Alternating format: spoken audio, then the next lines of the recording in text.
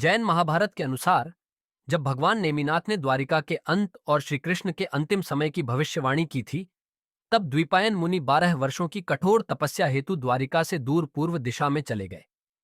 समय बीता और जब 12 वर्ष पूरे होने में थोड़ी ही अवधि शेष थी, तब द्विपायन मुनि भ्रमवश यह मानकर कि 12 वर्ष पूरे हो चुके हैं, द्वारिका की ओर लौट आए।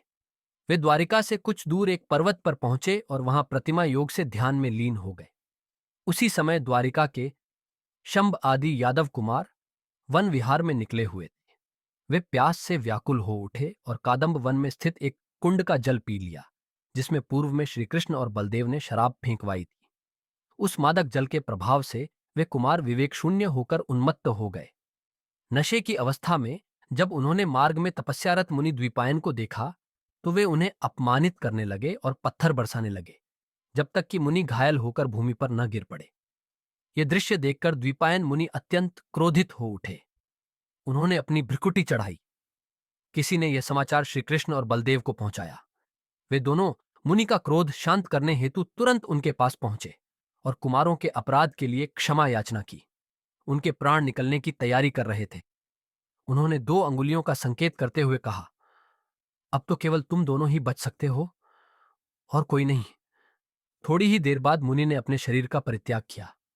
क्रोध और तप के बल से वे अग्निकुमार देवयंत्र के रूप में उत्पन्न हुए।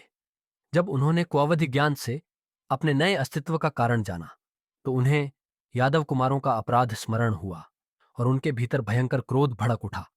उसी क्षण उन्होंने द्वारिका में प्रवेश किया और वहां अग्नि प्रज्वलित कर दी। देखते देखते संपूर्ण द्वारिका धन जन सहित भस्म हो गई।